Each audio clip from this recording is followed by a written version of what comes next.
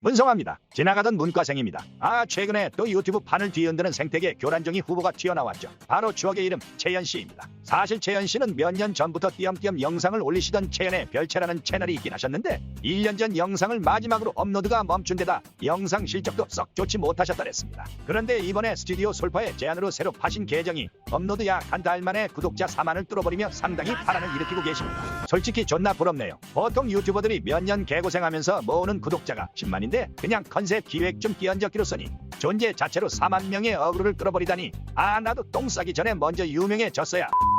사실 따지고 보면 한 달 만에 4만 5천 명의 구독자라는 게 종래의 막강한 생태계 박애종들에 비하면 좀 적은 숫자긴 합니다. 신세경 씨가 2주 만에 구독자 10만, 이민정 누님은 또 4일 만에 구독자 10만을 찍으셨죠. 여기까진 인간계인데 종국이 형님 5일 만에 100만 찍으시고 또 누구는 21시간 만에 100만 구독자 찍고 한 달 만에 200만 구독자 찍었는데 누군지는 다들 아시죠? 아무튼 그래서 이런 신급 괴수들에 비하면 채연씨의 채널의 구독자 수는 대단한 규모라고 보기는 어렵습니다. 하지만 절대적으로 큰 숫자와 가파른 성장세임은 부정할 수 없고 게다가 IC8 이걸 어떻게 참습니까? 채연씨라 하면 사실 여러가지 명짤방을 낳으시어 대한민국 인터넷 망령들의 문화 저변 확대에 지대한 공헌을 하신 분으로서 앞서 보여드린 두 개의 짤방이 그 대표작이라 할 수 있습니다. 저 중에 4층연산 짤방은 외국의 한 교수님이 논문까지 쓰셨으니 대한민국을 넘어온 세계를 완전 무대를 뒤집어 놓으셨다. 사실 두 가지 모두 수치스럽다면 수치스러운 과거일 수 있습니다. 당장 저만 해도 제 옛날 싸이월드 글 뚝따당하면 바로 하늘나라로 전입신고 박을 겁니다. 그 오글거리는 싸이 감성의 정점에 선 것이 바로 저 오체분시 폰트와 눈물 셀카 아니겠습니까?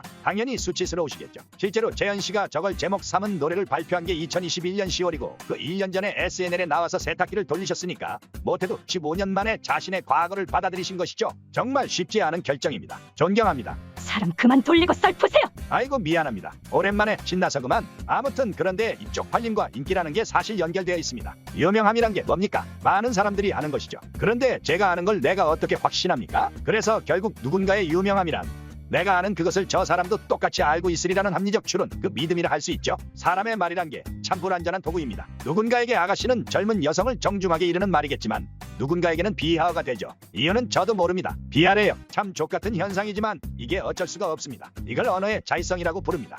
물론 지멋대로 언어를 바꿔버려 되면 언어의 기본 기능인 소통 기능이 망가지겠죠. 그래서 우리는 언어의 사회성이라는 이름으로 과도한 뒤틀림을 통제합니다. 이게 말의 사전적 의미죠. 이런 게 기억에 대해서도 똑같이 적용됩니다. 우리가 공유하여 나눠 가지는 기억에 대해서 우린 또 자의적인 판단력을 갖습니다.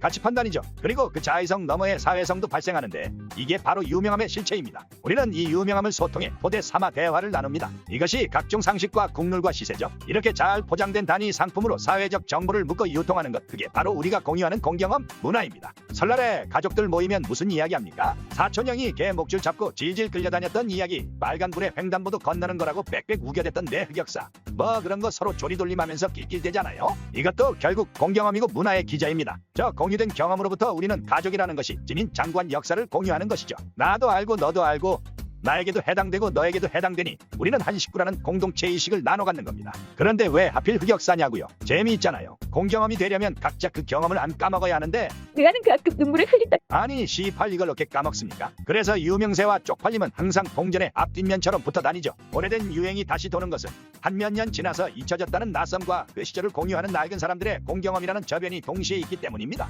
한 시대를 풍미했던 유행, 트렌드 혹은 놀림거리까지 그 시절에 이미 정해놓은 적절한 보편적 의미가 이미 있으니 그냥 그대로 써먹으면 되거든요. 마치 전자레인지 2분 돌리면 완성되는 편의점 도시락 같은 물건이다 이겁니다. 세상이 둥글다지만 정작 둥근 것은 우리 굴러가는 인생이고 인생이 짧다지만 정말 짧은 것은 우리의 깜빡깜빡하는 기억일지도 모르겠네요. 이상입니다. 구독과 좋아요, 알림 설정 부탁드리며 저는 마저 지나가 보겠습니다.